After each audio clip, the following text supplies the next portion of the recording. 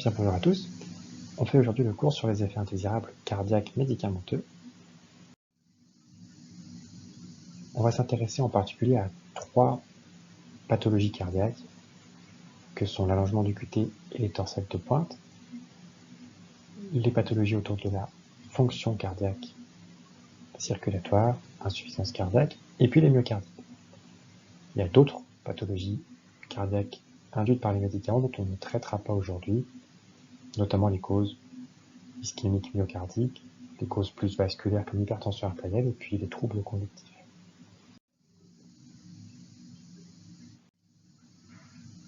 Alors l'allongement de l'intervalle QT commence par la définition de l'intervalle QT, qui se mesure sur un électrocardiogramme entre le début du QRS et la fin de l'onde T. La méthode la plus fréquemment utilisée est la méthode de la tangente, avec différents indicateurs pour réaliser la mesure. D'emblée, ce qu'il faut noter, c'est que cette mesure de l'intervalle QT, qui paraît simple, est en fait relativement difficile, même pour des cardiologues qui ne sont pas des experts du rythme cardiaque. On constate une grande variabilité dans le résultat donné pour un même électrocardiogramme, qui sont parfois de plusieurs dizaines de millisecondes. Cet intervalle QT varie de façon physiologique avec la fréquence cardiaque. Plus votre fréquence cardiaque augmente, et plus naturellement le QT se raccourcit, et inversement quand la fréquence cardiaque diminue. De sorte qu'il ne faut interpréter que l'intervalle QT corrigé à la fréquence cardiaque, donc on appelle aussi le QTC, et on a des formules qui permettent, à l'aide de la mesure de l'intervalle QT que l'on a réalisé sur notre électrocardiogramme et de la fréquence cardiaque ou de l'intervalle RR', ce qui revient à l'identique. Donc ces formules permettent de calculer le QT corrigé. La formule que l'on privilégie aujourd'hui est la formule de Friederichs, dont on estime qu'elle est un petit peu meilleure pour des fréquences cardiaques hautes et basses notamment. La valeur normale de l'intervalle QT corrigé était traditionnellement admise comme étant à 450 millisecondes chez les hommes, 460 chez les femmes. On a d'autres données plus récentes, disons relativement plus récentes, puisqu'elles datent quand même de 2007, qui suggèrent que jusqu'à 470 millisecondes chez les hommes et 480 chez les femmes, on reste dans des valeurs qui sont normales. L'intervalle QT en soi n'est pas une pathologie spécifique cardiaque. Il faut vraiment le prendre comme un marqueur de risque d'une autre pathologie qui s'appelle la torsade de pointe. Les torsades de pointe, ce sont une arythmie ventriculaire qui peut être potentiellement létale. Il y a 2 évolutions possibles, soit elle se résout spontanément, soit elle dégénère en fibrillation ventriculaire, qui est donc un arrêt cardiaque, ce qui peut entraîner une mort subite chez vos patients. La difficulté, c'est que l'allongement de l'intervalle QT n'est pas parfaitement corrélé au risque de torsade de pointe, et ce n'est pas parce que votre intervalle QT est allongé que vous allez forcément présenter une torsade de pointe. On va donc dire que l'allongement de l'intervalle QT est un marqueur du risque de torsade de pointe avec une mauvaise valeur prédictive positive. Il y a 2 grandes causes d'allongement de l'intervalle QT. D'une part les causes congénitales, d'autre part les causes médicamenteuses. Les causes médicamenteuses, on en parle souvent sous l'acronyme DILQTS pour le côté induit par le médicament. L'ennui, c'est qu'on a finalement très peu de données aujourd'hui sur cette fameuse corrélation entre DILQTS et torsade de pointe, et donc on raisonne par analogie aux données qui sont disponibles pour les cardiopathies congénitales. Donc on sait que quand on a un allongement du QT d'origine congénitale, le fait de dépasser le seuil de 500 millisecondes entraîne un surrisque significatif de torsade de pointe par rapport au fait d'être inférieur à 500 millisecondes. Et donc on raisonne de la même façon pour les allongements d'origine médicamenteuse, et on garde ce seuil qui est communément admis de 500 millisecondes comme étant particulièrement important comme marqueur de risque élevé de torsade de pointe. Ce qu'il est très important de souligner pour les DILQTS, c'est qu'ils surviennent bien plus facilement chez des patients qui ont d'autres facteurs de risque d'allongement du QT. Sous médicaments, il y a un mécanisme principal d'allongement d'intervalle QT corrigé qui est retenu. C'est un mécanisme principal mais qui n'est pas le seul. pense aujourd'hui qu'il en existe d'autres, mais vous voyez, prenons ce potentiel d'action sur la gauche de la diapositive, on voit un potentiel d'action de cardiomyocyte et les différents courants ioniques qui le permettent sont représentés. Des courants sodiques pour commencer, puis calciques, puis sodiques et calciques, et enfin des courants potassiques, notamment celui qui est noté IKR sur la fin du potentiel d'action, et la cible privilégiée des médicaments qui allongent le QT, et ce sont des médicaments qui viennent donc bloquer ce courant de repolarisation. Donc vous voyez sur la droite de la diapositive, quand on donne un bloqueur du canal IKR à une préparation de ventricule de chien, on remarque que le potentiel d'action se prolonge, et donc ça, la traduction clinique, c'est l'allongement de cet intervalle QT long T qui devient soit plus large, soit qui se décale plus loin du complexe QRS. Donc les facteurs de risque de torsade de pointe, les médicaments en sont un, et il est très important quand vous êtes face à une situation de prolongation d'intervalle QT médicamenteuse potentielle d'aller rechercher ces autres facteurs de risque. Pourquoi? Parce que certains sont modifiables et permettent finalement, une fois corrigés, de restaurer un intervalle QT normal. Le principal facteur de risque modifiable, c'est le fait d'être en hypocalémie. On peut aussi identifier le fait d'avoir une cardiopathie sous-jacente qui ne serait éventuellement pas équilibrée, ou le fait d'être avec un rythme cardiaque qui soit lent, et le fait de prendre plusieurs médicaments qui allongent le QT. Il y a une addition des effets pharmacodynamiques sur l'intervalle QT. Alors comment identifier les médicaments responsables d'allongement d'intervalle QT de torsade de pointe? Volontairement, je ne vous donne pas de liste dans ce topo, puisque la liste est très très longue, et le mieux est d'avoir une source d'information fiable sur laquelle vous pouvez vous reposer, et donc la plus communément admise est le site web crediblemeds.org, auquel vous pouvez vous connecter. L'information est gratuite, mais il faut simplement créer un compte. Vous pouvez même y accéder sur votre téléphone mobile si vous le souhaitez. Ce site catégorise les médicaments en 4 risques potentiels par rapport aux torsades de pointe. Des risques connus, possibles, conditionnels, et puis des médicaments à éviter. Et puis enfin le 5e niveau qui est un petit peu en négatif, c'est si le médicament n'a aucun risque connu de torsade de pointe ou d'allongement d'intervalle QT, c'est également signalé. Donc c'est extrêmement pratique. Vous voyez un petit exemple de recherche ici sur la lévofloxacine vous donne sur une vue un petit peu immédiate du risque de la lévofloxacine sur le risque de torsade de pointe, et puis vous avez en même temps une information connexe sur une autre fluoro qui nous donne.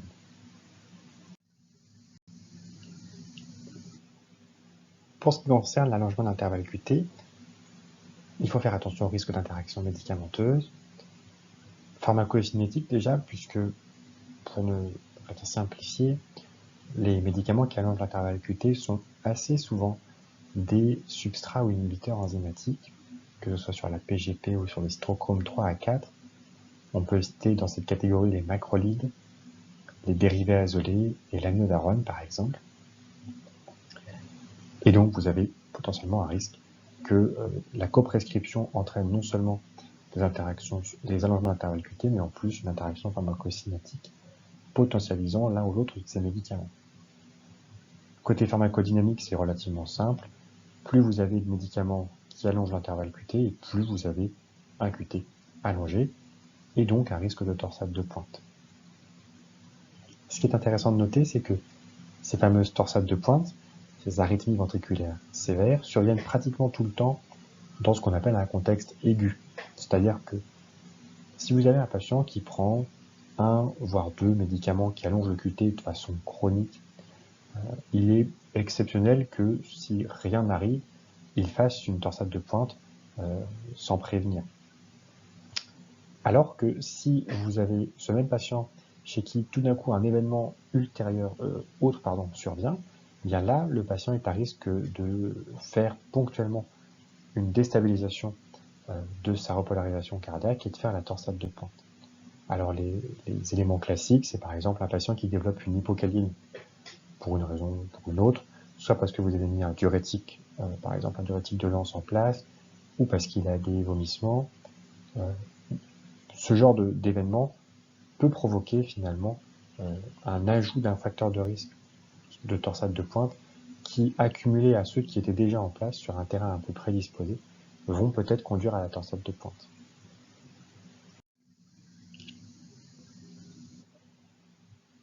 Alors, un petit aparté sur le développement médicamenteux par rapport au risque cardiaque, puisqu'on pourrait se dire que ce risque d'allongement de l'intervalle QT et de torsade de pointe pourrait être étudié avant la commercialisation des médicaments. Donc c'est le cas. Il est fortement recommandé, d'après les bonnes pratiques sur le développement du médicament, de faire des études sur le QT avant la commercialisation. Sauf qu'il est laissé une certaine marge de manœuvre assez large en fait aux industriels pour faire ces tests. Ils peuvent faire des tests in vivo, in vitro. Le modèle n'est pas spécifié, donc on se retrouve souvent avec des résultats d'inhibition de ERG, la plupart du temps, le canal IKR dont on a parlé tout à l'heure, qui vont être des IC50 sur ce canal, mais finalement, ça peut être dans des conditions extrêmement variées. On peut passer de modèles vraiment in vitro cellulaires à des modèles de souris, à des températures qui sont différentes, dans des conditions finalement dont on ignore souvent la reproductibilité. Et pour nous, c'est assez gênant parce que finalement, on va être très souvent limité pour la reproductibilité de ces résultats. Et la Cmax qui nous aiderait vraiment à avancer sur le sujet est en fait très rarement accessible dans les packages, notamment de la FDA. Vous ne trouvez pas cette information de façon simple. Donc pour transposer ces résultats d'études à des risques vraiment chez l'homme, c'est relativement délicat.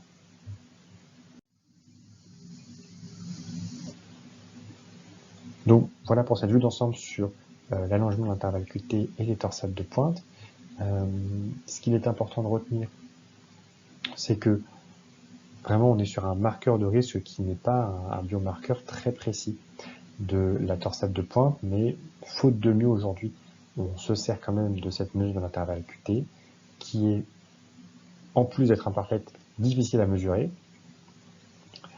Il y a beaucoup de familles médicamenteuses qui peuvent allonger le QT, et là-dessus, vraiment, la meilleure source d'information aujourd'hui, c'est le site crediblemeds.org, dont j'ai oublié de vous dire qu'il était également régulièrement mis à jour avec les données les plus récentes, y compris pour les médicaments qui viennent d'arriver sur le marché, donc vraiment un site très fiable et très intéressant. Que souvent, enfin même pratiquement tout le temps, l'intervalle QT n'est pas le fait d'un seul médicament, sauf cas exceptionnel, c'est une accumulation de plusieurs facteurs de risque d'allongement d'intervalle QT et de plusieurs médicaments empilés les uns au-dessus des autres qui vont faire que le patient va avoir un QT corrigé vraiment allongé et sera à ce moment-là vraiment au risque de torsade de pointe. La plupart du temps, le mécanisme sous-jacent est une inhibition du courant potassique IKR, on appelle aussi ERG, HERG, mais il en existe d'autres dont on ne parlera pas ici par souci de simplicité, on va dire. Et on aimerait avoir plus de données précliniques sur cet allongement d'intervalle QT, mais finalement aujourd'hui, quand elles sont communiquées, quand elles sont disponibles, qu'elles aient été faites et qu'elles aient été communiquées, bien on est très gêné parce que on n'est pas sur des conditions expérimentales qui sont reproductibles d'un médicament à l'autre.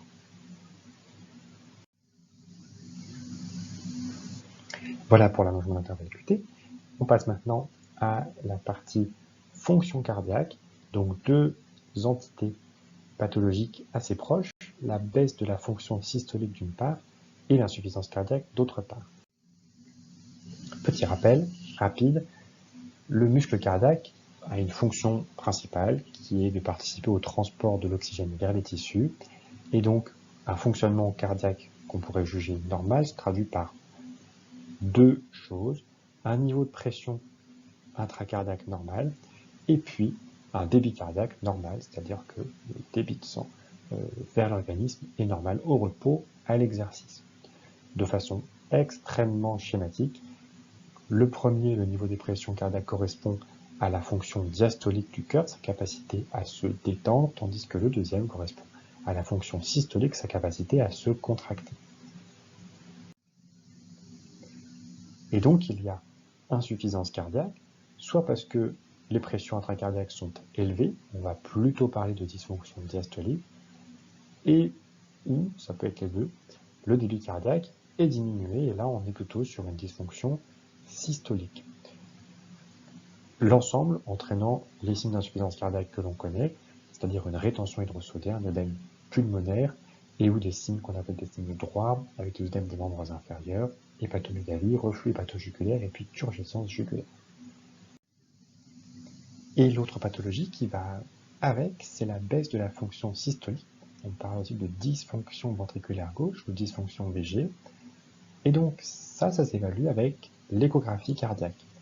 On a deux marqueurs qui nous permettent d'évaluer la fonction systolique du cœur. Le premier, c'est le plus connu, la fraction d'éjection du ventricule gauche, dont la valeur normale est supérieure à 50%. Elle va être altérée en dessous de 50% et très altérée en dessous de 40%. Cette fraction d'éjection du ventricule gauche s'obtient en comparant les volumes télédiastoliques du cœur, c'est-à-dire au moment où le cœur est le plus grand, au volume télésystolique du cœur, c'est-à-dire à la fin de la contraction, donc quand le ventricule gauche est le plus petit. Et finalement, un ratio entre ces volumes permet d'obtenir la fraction d'éjection du ventricule gauche. Il y a plusieurs méthodes pour évaluer cette FEVG. On peut faire des mesures en 2 dimensions ou 3 dimensions. Et puis là, on parle de l'échographie cardiaque, mais d'autres modalités d'imagerie permettent d'évaluer la fraction d'éjection du ventricule gauche, par exemple l'IRM cardiaque ou la scintigraphie myocardique. Le deuxième paramètre est moins connu. Pour la fonction systolique du cœur, ça s'appelle le strain longitudinal global. C'est un marqueur, on va dire, de la déformation du cœur.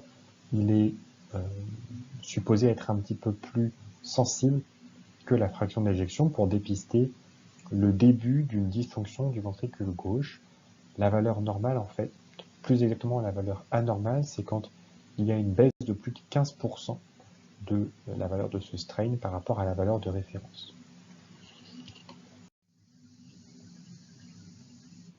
Il est très important de différencier la baisse de la fonction systolique de l'insuffisance cardiaque. L'un peut être le précurseur de l'autre, mais pas tout le temps. Vous pouvez avoir de l'insuffisance cardiaque sans dysfonction ventriculaire gauche, sans baisse de la FVG, par exemple quand la dysfonction est purement diastolique, on l'a vu tout à l'heure, quand le cœur n'arrive plus à maintenir un niveau de pression normal pour son fonctionnement, sa fonction systolique est préservée, mais il est en dysfonction diastolique et ça provoque de l'insuffisance cardiaque. Et à l'inverse, on peut avoir une baisse de la fonction systolique, une baisse de la FEVG, qui n'entraîne pas d'insuffisance cardiaque clinique puisqu'il y a un certain nombre de formes asymptomatiques de cette baisse de la fonction cardiaque.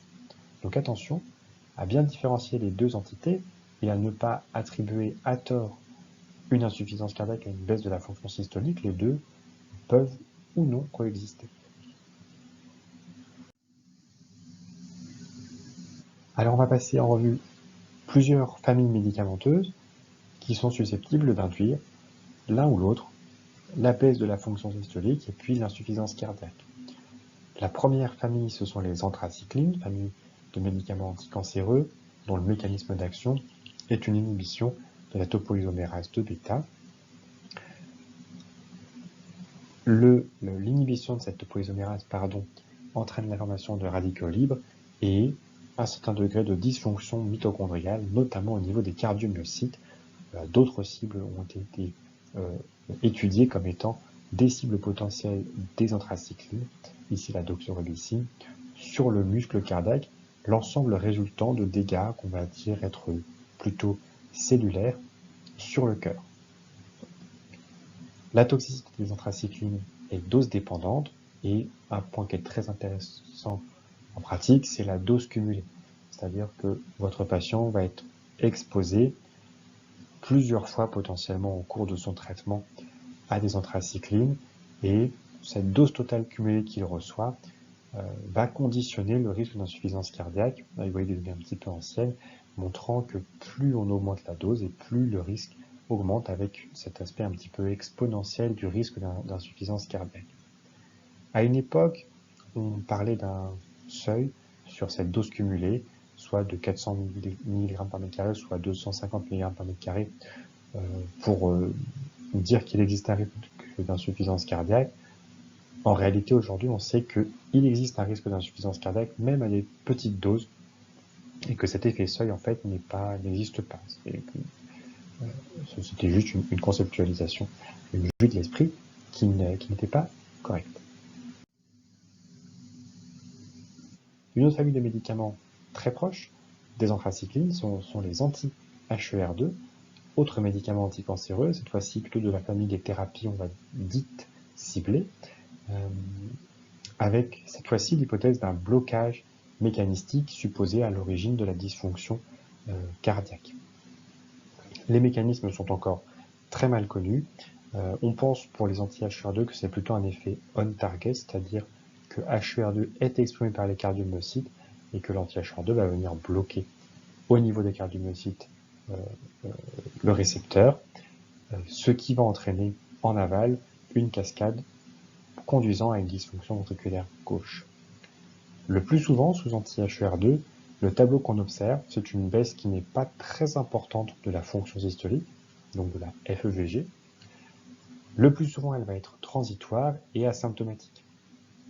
Donc, on est sur un profil de toxicité au niveau cardiaque qui est plutôt favorable par rapport à d'autres médicaments.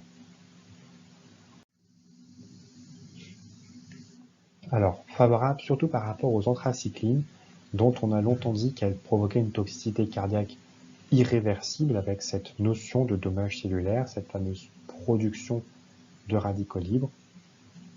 Et donc on opposait un petit peu classiquement les deux en disant la toxicité aux anthracyclines est irréversible, la toxicité aux anti-HER2 est réversible. Aujourd'hui, c'est quelque chose qui n'est plus forcément si communément admis. En fait, il y a des interactions qui existent entre ces deux familles de médicaments et ce sont les mêmes patients qui sont susceptibles de recevoir les deux classes médicamenteuses. Surtout, en fait, les patientes atteintes de cancer du sein peuvent être traitées séquentiellement par anthracycline et anti-HER2. La raison pour laquelle il existe cette interaction n'est pas complètement connue. On imagine que le rôle de la topoisomérase 2 bêta reste central, puisque c'est aussi une voie qui est en aval de la signalisation HER2. On a vu tout à l'heure que l'anthracycline était bien des inhibiteurs de topoisomérase. Donc, soit finalement l'interaction se fait sur la double action sur la topoisomérase de bêta de ces médicaments, soit peut-être que l'utilisation d'anti-HER2 empêcherait des mécanismes de réparation cellulaire. Toujours est-il qu'il existe probablement des liens entre ces deux familles médicamenteuses et donc ça devient difficile chez des patientes qui reçoivent les deux de parler d'une toxicité soit complètement irréversible, soit complètement réversible avec les deux médicaments. Une autre famille de médicaments, anticancéreux toujours, susceptibles d'induire de l'insuffisance cardiaque, c'est la famille des anti-VEGF, dont on sert pour les traitements des tumeurs colorectales et tumeurs rénales notamment. Alors c'est une famille de médicaments qui est surtout connue pour provoquer de l'hypertension artérielle par plusieurs mécanismes qui sont encore imparfaitement compris. Il y a un effet vasoconstricteur direct, un effet qui est plus ou moins en lien avec l'émission du métabolisme du monoxyde d'azote, entre autres, qui sont responsables, en tout cas phénotypiquement, d'une hypertension artérielle. Et l'hypertension artérielle même est une cause d'insuffisance cardiaque, puisqu'elle va augmenter le niveau de pression en aval du ventricule gauche, à avoir tendance à provoquer une élévation des pressions intracardiaques, une dysfonction diastolique qui peut s'accompagner aussi, sous anti-VEGF, d'une baisse de la fonction systolique, donc une insuffisance cardiaque systolo-diastolique. Alors on n'a pas forcément beaucoup de données sur l'insuffisance cardiaque, mais l'hypertension artérielle induite par les anti-VEGF, elle est dose dépendante. Elle peut apparaître très rapidement, en quelques jours, parfois même après la première prise de l'anti-VEGF, et elle va persister, y compris après l'arrêt du médicament, puisque ce sont des médicaments inhibiteurs de kinase pour certains qui ont des demi-vies qui sont relativement longues.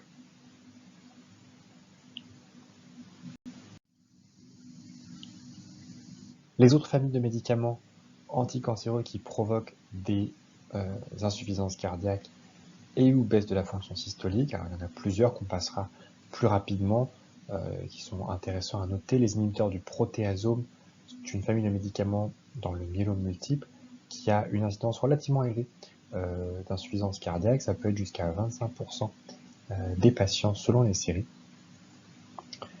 Mais finalement la prescription est relativement peu répandue comparativement aux autres familles dont on a parlé avant.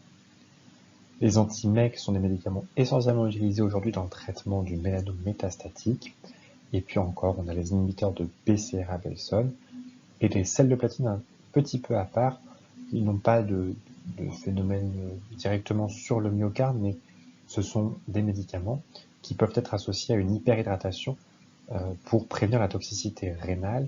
Et chez certains sujets prédisposés, par exemple des sujets qui ont déjà des cardiopathies préexistantes avec de l'insuffisance cardiaque notamment, eh bien, le fait d'apporter cette hyperhydratation va potentiellement entraîner une décompensation cardiaque. Donc là, le mécanisme d'effet indésirable se fait de cette façon, et ce n'est pas un mécanisme direct sur le cœur. Alors, on est beaucoup dans le domaine de l'oncologie, et l'une des questions qui s'est posée, notamment avec les anthracyclines, c'est de savoir si on pouvait prévenir l'insuffisance cardiaque liée à ce traitement. Pourquoi ? Parce que ça reste un médicament extrêmement efficace, parfois avec des alternatives qui sont pas forcément très nombreuses, notamment pour certains sous-types de cancer, je pense au cancer du sein, au sarcome notamment. Et donc il y avait un intérêt vraiment à trouver un traitement qui puisse prévenir cette toxicité cardiaque. Celui qui a été proposé, c'est le dexrazoxane. Donc c'est un médicament qui est à la fois chélateur du fer et inhibiteur de topoisomérase, qui permet finalement de s'opposer en partie aux effets des anthracyclines en diminuant la production de radicaux libres. Et sur différents travaux, notamment ce travail de méta-analyse qui est présenté sur la diapositive, on a une réduction des épisodes d'insuffisance cardiaque clinique qui est relativement notable puisque elle pourrait être entre 2,5 et 10 fois diminuée. Donc c'est quand même quelque chose de très intéressant sur le plan clinique. Aujourd'hui, il y a une controverse qui existe sur le dexrazoxane, sur l'efficacité, la perte d'efficacité des anthracyclines. Finalement, ce médicament s'oppose relativement point par point au mode d'action des anthracyclines. Et donc, il y a eu plusieurs inquiétudes sur le fait qu'on perde en partie l'efficacité des anthracyclines avec ce médicament. Alors, dans ce travail-là de méta-analyse, qui ne résume pas tout, mais qui prend quand même pas mal d'informations en compte sur plusieurs essais randomisés, l'effet sur les paramètres de survie du dexrazoxane était neutre, en tout cas pas de différence mise en évidence.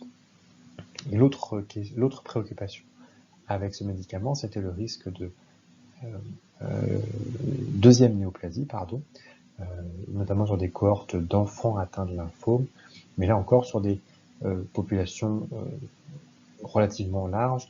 Ce n'est pas un risque qui a été retrouvé de façon, en tout cas statistiquement significative.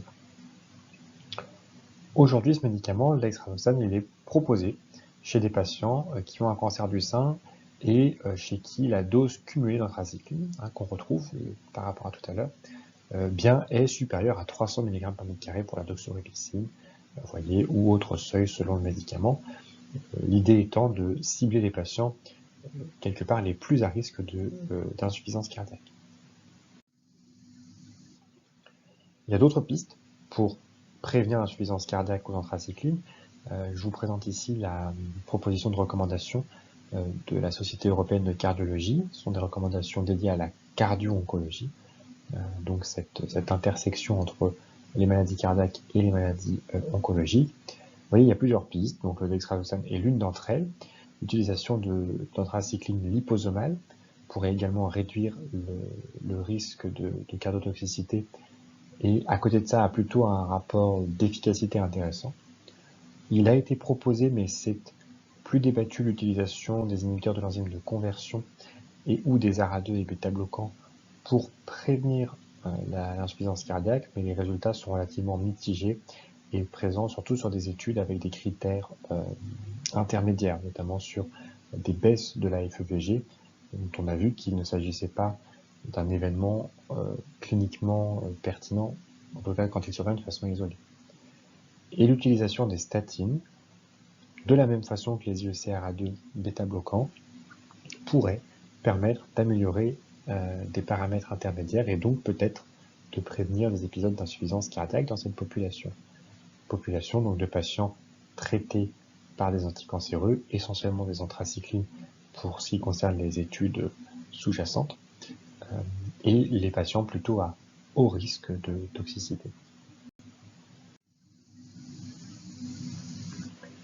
Voilà pour la fonction cardiaque. Donc finalement c'est une problématique médicamenteuse surtout dans le domaine de l'oncologie. Elle a particulièrement d'importance puisque les médicaments d'oncologie ne sont pas toujours très facilement remplaçables par d'autres médicaments, parfois même de la même famille, ou d'autres classes qui ne vont pas être indiquées pour tel ou tel type de tumeur.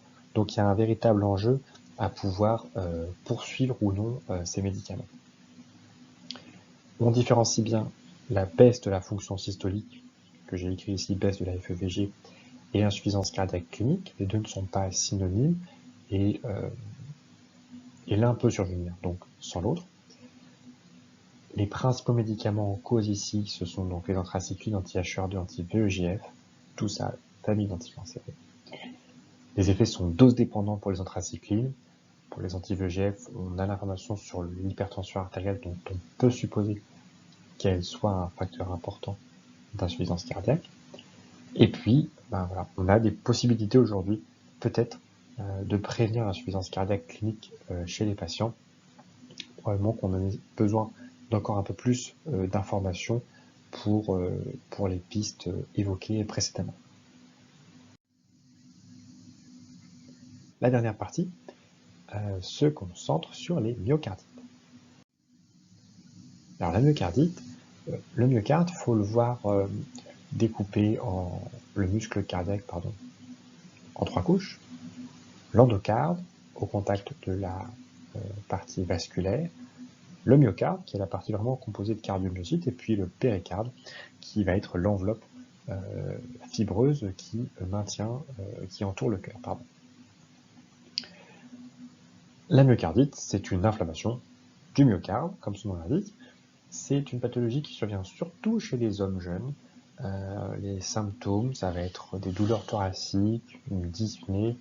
Parfois, ça mime un infarctus du myocarde. On peut avoir donc des signes, notamment au niveau de l'électrocardiogramme. Biologiquement, ça se traduit par une élévation de la troponine, dans une cardiaque. Et en échographie cardiaque, on peut avoir des symptômes, mais pas forcément toujours, avec cette fameuse baisse de la fonction systolique qui peut s'observer, éventuellement l'insuffisance cardiaque. L'IRM cardiaque est un élément, un outil diagnostique majeur aujourd'hui pour la myocardite, puisqu'il y a plusieurs signes, on va pas forcément passer en revue, qui permettent de faire le diagnostic de myocardite à l'IRM cardiaque. Il est fréquent que cette myocardite soit accompagnée d'une péricardite, plus ou moins d'un épanchement péricardique d'abondance variable, et donc dans ces cas-là, cela réalise un tableau de myopéricardite. Voilà, et surtout donc qu'on a vu chez les sujets jeunes. La myocardite, alors au départ, dans les années 80-90, on diagnostiquait surtout les formes sévères.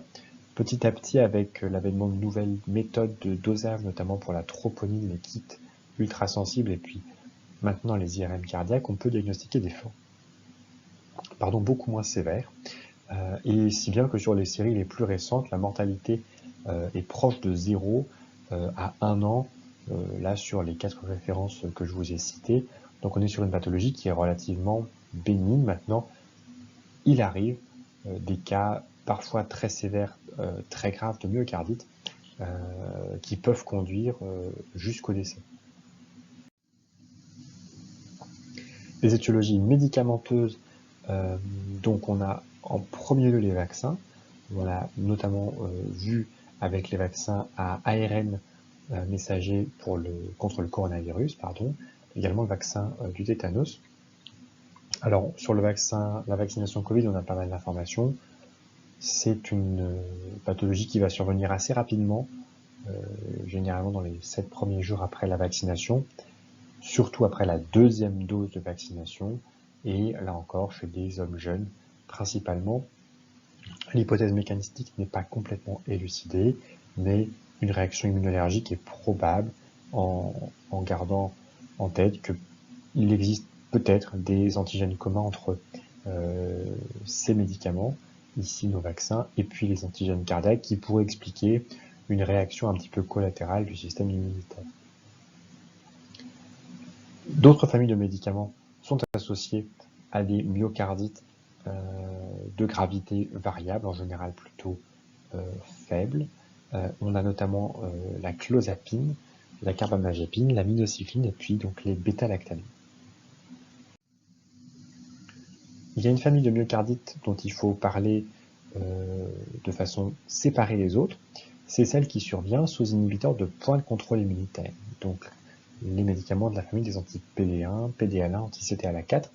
Il y en a d'autres aujourd'hui qui sont en cours de développement, anti-LAC3, anti-TIGIT. En fait, cette myocardite-là est assez différente des autres. C'est une myocardite qui est plutôt lymphocytaire et sa mortalité est relativement élevée, puisque à 30 jours, on peut avoir, selon les séries, 20 à 30% de mortalité liée à la myocardite. Donc, considérable, en gardant en tête que ce sont des médicaments anticancéreux, donc prescrits dans une population naturellement plus à risque d'événements. Mais là, on parle bien d'une mortalité qui serait liée à la myocardite elle-même. Il y a souvent des complications, que ce soit des problèmes du rythme cardiaque au niveau ventriculaire, des troubles conductifs et puis également l'insuffisance cardiaque. Et à la différence des myocardites un peu plus usuelles, médicamenteuses ou virales, ici on n'a pas souvent d'épanchement péricardique associé. Par contre, on a d'autres symptômes neuromusculaires, voire peut-être même exclusivement musculaires, et on est amené parfois à parler de myotoxicité pour cette pathologie. Le mécanisme a été relativement bien étudié. On sait depuis très longtemps que la déplétion en PD1 induit chez les souris des cardiopathies dilatées avec une infiltration lymphocytaire, donc ce qui est relativement cohérent. Et un travail de 2022 a mis en évidence l'importance des populations de lymphocytes T activés dans le développement des myocardites, toujours sur des modèles murins, et notamment le rôle des lymphocytes CD8+, avec un antigène qui serait un antigène candidat relativement séduisant, qui est l'alpha-myosine, comme cible donc de ces lymphocytes T activés. Donc aujourd'hui, on a un rationnel plutôt fort pour penser que cette myocardite-là, c'est en fait une réaction contre l'alpha-myosine. Alpha-myosine qui est une protéine également musculaire, qui explique qu'on ait ces symptômes musculaires associés à la myocardite immuno-induite.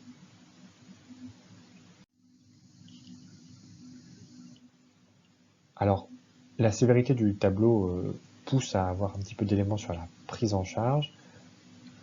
On a ici quelques études, mais encore un manque d'informations pour être vraiment guidé dans la prise en charge. On les traite par corticostéroïdes, un petit peu par analogie avec les autres immunotoxicités.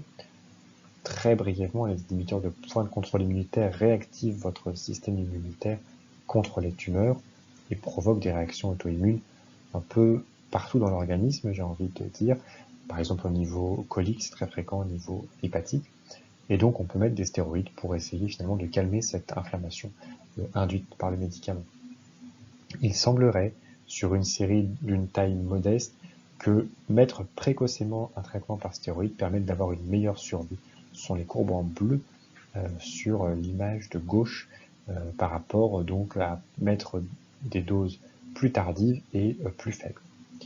Une autre piste proposée par l'équipe de Joe Salem à Paris pour traiter ces myocardites est une association de plusieurs thérapeutiques, une prise en charge de la défaillance respiratoire d'une part, et puis l'utilisation d'agonistes CTLA4 et d'anti-JAK tous ensemble, qui donneraient des résultats qui seraient relativement satisfaisants, puisque la mortalité serait vraiment fortement diminuée sur des séries. Donc là, c'est une expérience monocentrique, encore une fois, sur des faibles effectifs, donc bien une piste prometteuse, mais qui a besoin de réplication pour être plus largement utilisée.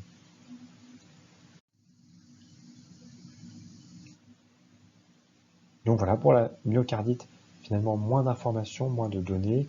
On a des myocardites qui peuvent être essentiellement post-vaccinales, qui vont être les plus fréquemment rencontrées, d'évolution la plupart du temps très favorable. Et la myocardite va rester un événement rare, voire très rare, sous médicaments. L'exception étant cette fameuse myocardite aux inhibiteurs de point de contrôle immunitaire qui, elle, pour le coup, s'oppose pratiquement point par point aux autres myocardites habituels, avec un mécanisme différent, un pronostic qui est différent, avec cette mortalité élevée et une prise en charge probablement différente qui nécessite d'être plus agressive.